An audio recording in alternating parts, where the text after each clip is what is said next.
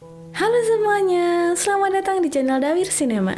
Tetap jaga kesehatannya, dan terima kasih sudah klik video ini. Kali ini Dawir Cinema akan menceritakan sebuah film berjudul Underwater yang dirilis pada tahun 2020 dan disutradarai oleh William Eubank. Gak usah banyak basa-basi lagi, langsung aja kita mulai. Scene dibuka dengan memperlihatkan sebuah tempat penelitian bawah air yang sangat jauh dari permukaan. Tempat itu adalah Stasiun Kepler, sebuah tempat komando dan kendali pengeboran. Sedikit gambaran, dalam film ini dijelaskan penelitian ini terletak di Palung Mariana, palung terdalam di dunia, dan perusahaan bernama Tian Industri mengebor di dalam Palung Mariana dengan kedalaman sekitar 200 km. Scene juga menunjukkan sebuah lorong-lorong di mana itu adalah tempat para pekerja beristirahat. Suasana terlihat sangat sepi di sana, hingga memperlihatkan seorang perempuan bernama Nora Price yang diperankan oleh Kristen Stewart yang akan sikat gigi. Ia mendengar suara gemericik air dari dalam kamar mandi. Langsung Nora pergi ke sumber suara itu. Tiba-tiba air yang sangat banyak masuk ke dalam tempat itu. Terjadi gempa bumi yang sangat besar.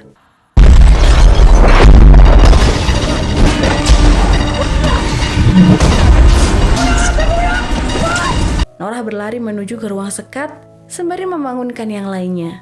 Ia juga bertemu dengan seorang pria. Pria itu bernama Rodrigo. Mereka berlari menuju ruang sekat, namun pintu ruang sekat itu macet.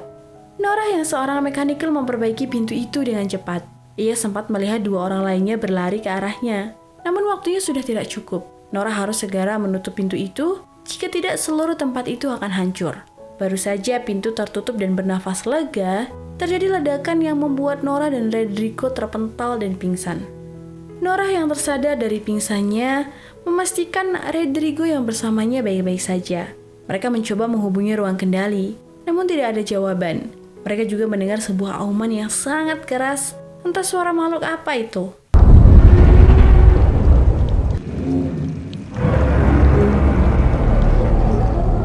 Akhirnya mereka memutuskan untuk pergi ke ruang kapsul. Untuk mencari ruang kapsul terdekat, mereka menuju sebuah ruangan yang dipenuhi dengan mesin. Mereka kembali mendengar suara auman itu lagi. Dan meragukan bahwa itu hanyalah sekedar gempa bumi biasa. Tak lama, mereka menemukan kapsul evakuasi. Mereka menuju tempat itu, melewati lorong-lorong dengan bangunan yang sudah berantakan, bahkan harus berjalan merangkak. Suara auman itu masih saja terdengar di luar sana, hingga Nora mendengar suara minta tolong. Ia mendekati sumber suara itu. Seorang pria tertimbun bangunan. Pria itu bernama Paul. Untunglah ia masih selamat dan tidak ada yang terluka. Mereka bertiga menuju ruang kapsul. Sesampainya di sana, ada sang Kapten Lucien yang masih duduk seorang diri di ruangan itu dan kapsulnya sudah tidak ada. Kapten menanyakan keadaan Ricknya dari skala 1-10 berapa banyak kerusakannya. Dengan cepat Nora menjawab 10. Selain itu, sang Kapten sudah menyelamatkan 22 orang ke kapsul evakuasi dan ada 7 orang tewas. Nora juga menceritakan bahwa ia menemukan 1 orang meninggal dalam perjalanannya ke kapsul. Setelah berbincang dengan sang kapten, Nora diminta untuk pergi ke ruang kendali. Di sana ada Emily dan Smith. Keadaan sangat kacau. Stasiun Kepler akan hancur dalam waktu 30 menit. Karena kapsul tidak ada, kapal selam juga tidak berfungsi. Sang kapten kemudian mengusulkan sebuah rencana bahwa mereka akan pergi ke Roebuck. Roebuck adalah nama dari sebuah tempat pengeboran yang letaknya 1,5 km ke bawah dari tempat mereka berada. Kapten menjelaskan bagaimana mereka bisa ke sana, yaitu dengan berjalan kaki. Mereka melewati tempat di dalam air yang gelap gulita. Rencana sang kapten sempat ditolak oleh semua orang yang ada di sana. Namun akhirnya mereka setuju, karena tidak ada pilihan lain. Jika tidak segera pergi, mereka semua akan ditemukan mengambang di permukaan lautan. Di tengah-tengah perbincangan, Smith menunjukkan sebuah rekaman suara dari area pengeboran sebelum terjadinya gempa, sebuah auman yang sangat kencang. Mereka memakai baju selam. Rodrigo memberikan helm kepada Nora. Paul dan Smith sempat membawa senjata sebelum pergi. Mereka menaiki semacam lift untuk turun dan keluar ke area yang dipenuhi air. Naasnya, helm Rodrigo mulai retak. Setelah pintu lift terbuka, karena tekanan air yang sangat kuat membuat Rodrigo tewas saat itu juga. Untuk dapat turun lebih jauh lagi, mereka menggunakan lift pengangkut barang. Di dalam lift itu, mereka masih sangat syok dengan kematian Rodrigo. Tak lama mereka mendapatkan sinyal, ada sesuatu yang bergerak ke atas. Sang kapten menduga bahwa itu adalah sinyal dari sebuah kapsul. Kapten pun meminta Smith dan Paul untuk memeriksa keadaan, karena mungkin masih ada yang selamat. Mereka menemukan sebuah kapsul yang sudah meledak dan hancur, dan jasad seseorang dengan luka yang menurut Paul sangat aneh. Selain itu, hal yang membuat mereka terheran adalah lumut yang menempel pada kapsul itu.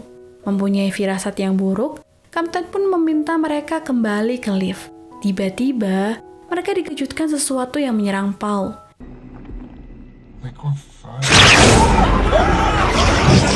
Dengan cepat Smith mengeluarkan senjata dan melumpuhkan makhluk itu. Mereka membawa makhluk itu ke dalam, bentuk spesies yang sangat aneh. Emily menduga bahwa itu adalah spesies baru yang belum pernah ditemukan. Belum selesai mereka memperhatikan makhluk itu, tiba-tiba lampu di dalam lift mati. Norah langsung mengecek keadaan. Saat itu juga mereka mendengar suara auman itu lagi dan bertanya-tanya suara apa itu. Dan seperti ada sesuatu yang berjalan di atasnya. Dengan sebuah kaca kecil di atas lift, mereka melihat makhluk yang sangat aneh. Saat mereka masih memandanginya, stasiun Kepler yang tepat di atas mereka sudah meledak dan segera terjatuh. Lift yang mereka tumpangi terjatuh dengan cepat ke dasar laut, dan mereka berusaha keluar dari lift sebelum menghantam dasar lautan. Mereka berhasil keluar, bersamaan dengan runtuhnya bangunan di atas mereka. Mereka juga berlari, berusaha menghindari reruntuhan bangunan yang bisa mengenai mereka. Mereka memasuki stasiun Midway melalui saluran pipa. Di atas pintu masuk mereka melihat seekor makhluk berdiri memandangi mereka. Untungnya mereka berhasil selamat.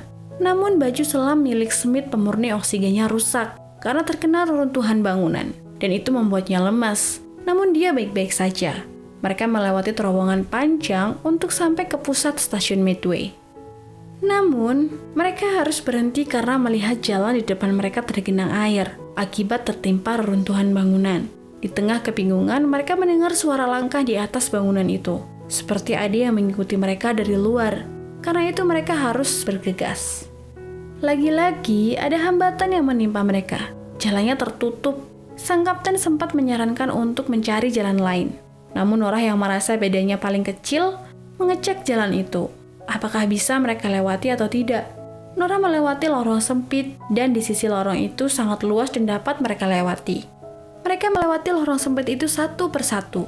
Orang berikutnya yang harus melewati itu adalah Emily, disusul sang kapten, kemudian Smith, dan yang terakhir Paul. Dan sebelum Paul melewati terowongan itu, ia melihat sesuatu mengikuti mereka di dalam air. Benar saja, Paul tak kunjung keluar dari lorong sempit itu, dan sempat berteriak bahwa dia melihat sesuatu. Kapten dan yang lainnya pun memutuskan menariknya. Saat Paul berhasil keluar dari lorong, ia bercerita bahwa dia melihat makhluk seperti Slenderman. Dan tiba-tiba, ada yang menariknya kembali ke dalam lorong itu. Semua orang berusaha memegangi Paul. Namun naas, Paul juga tidak selamat. Yang lain masih sangat syok dengan kematian Paul. Dan bertanya-tanya, makhluk macam apa yang bisa menarik Paul dari baju selamnya. Smith melihat ke arah keluar dan melihat mesin bor dengan berat 6.000 ton bisa rusak separah itu. Dia terheran-heran. Sang kapten menyadari bahwa tempat itu juga sudah tidak aman dan sebentar lagi akan hancur.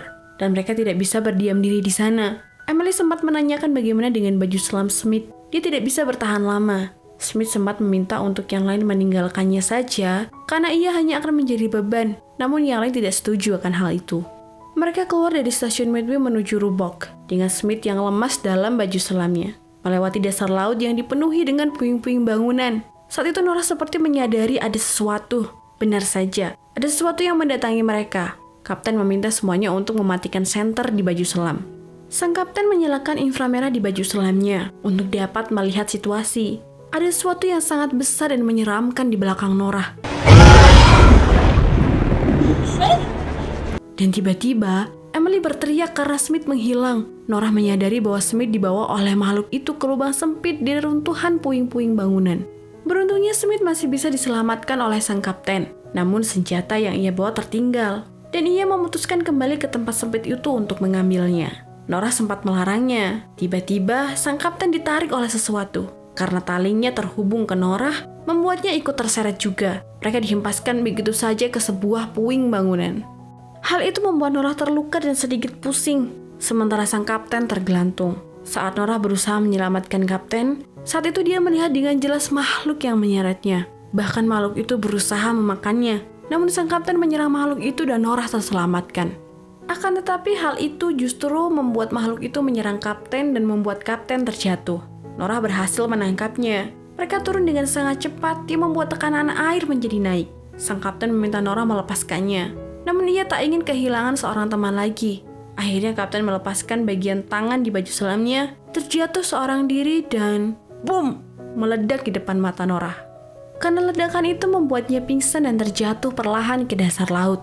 Nora tersadar dari pingsannya, dan oksigen dalam baju selamnya akan segera habis. Ia juga berusaha memanggil-manggil Emily namun tidak ada jawaban. Ia juga sempat melihat sebuah tentakel besar. Sepertinya itu adalah gurita raksasa. Hingga ia menemukan sebuah tempat pengeboran Shepard yang sudah ditinggalkan. Di dalam tempat itu Nora mencoba memanggil Smith dan Emily yang terpisah darinya karena kejadian tadi. Namun tak ada jawaban sama sekali. Hanya menunggu di sana tidak akan merubah apapun. Akhirnya Nora memutuskan untuk pergi sendiri ke Rubok sembari mencari Emily dan Smith. Ia juga menggeledah tempat itu, mencari-cari peralatan yang bisa ia gunakan. Dan ia menemukan sebuah baju selam lama dan sebuah senjata. Di tengah perjalanan menuju Rubok, ia menemukan Emily yang sedang menarik Smith. Akhirnya mereka berjalan bersama menuju Rubok dengan menyeret Smith. Hingga sampailah ia di Rubok, lokasi pengeboran. Mereka melewati sebuah jalan menuju pintu masuk, dan di jalan itu terdapat banyak sekali makhluk-makhluk itu yang sedang tidur. Nora dan Emily melewati jalan itu dengan sangat hati-hati, agar tidak membangunkan salah satu dari makhluk itu. Hingga baju selam milik Emily memperingatkan kadar oksigen yang sebentar lagi akan habis dan menimbulkan suara yang cukup keras, membuat salah satu dari makhluk itu terbangun, dan saat itu juga Nora langsung diserang, bahkan akan dimakan hidup-hidup. Belum sampai Nora di makhluk perut itu, ia menembakkan senjata yang ia bawa, membuat tubuh makhluk itu hancur dan Nora selamat. Tak hanya sampai di situ, tiba-tiba para makhluk itu terangkat oleh sesuatu yang membawanya. Karena jarak pandang yang terbatas, ia memutuskan menembakkan senjata terakhirnya ke arah makhluk-makhluk itu pergi. Setelah senjata ditembakkan, dengan cahaya samar-samar, Nora melihat sesuatu yang sangat tak dapat ia percaya. Makhluk yang sangat besar dan menyeramkan. Monster penghuni palung terdalam di bumi. Karena senjata yang diarahkan ke monster itu, membuat monster itu mencoba menyerang Nora. Bahkan sempat terjadi ledakan besar yang membuatnya pingsan. Emily mencoba menolong Nora, hingga mereka berhasil masuk ke dalam ruang pengeboran. Mereka berlari mencari kapsul-kapsul yang masih tersisa dengan tergesa-gesa. Di ruang kendali tempat itu, terlihat jelas makhluk yang sedang mencoba menyerang mereka. Nora akhirnya menemukan tempat kapsul. Mereka berlari menuju ruang kapsul itu, sementara monster itu mencoba menyerang dan menghancurkan tempat pengeboran itu. Sehingga membuat beberapa pintu tertutup secara otomatis dan hanya menyisakan satu ruang kapsul saja. Nora pun mengecek kapsul-kapsul itu dan ternyata hanya ada 2 kapsul yang berfungsi. Nora meminta Smith dan Emily untuk masuk terlebih dahulu. Emily yang menyadari bahwa kapsul hanya ada 2, membuat ia sempat menolak untuk pergi terlebih dahulu, namun Nora bersikeras. Kapsul sudah terlontar menuju permukaan. Saat kapsul Emily mulai naik, monster itu menyadarinya. Nora dapat melihat bahwa banyak benda-benda aneh mendekati kapsul, membuatnya terpikirkan ia akan meledakkan pengeboran itu. Ledakan besar pun terjadi. Monster dan para makhluk itu terkena ledakan yang Nora buat. Dan di akhir film diceritakan bahwa ada beberapa orang yang selamat dari kecelakaan pengeboran dan perusahaan Tian Industri melarang pegawainya untuk diwawancarai. Dan film pun selesai. Akhir yang begitu mengesankan ya. Paling tidak ada yang selamat. By the way, terima kasih buat kalian yang sudah tonton video ini sampai habis. Jangan lupa subscribe biar nggak ketinggalan video dari kita ya. Jangan lupa makan dan sampai jumpa di video selanjutnya.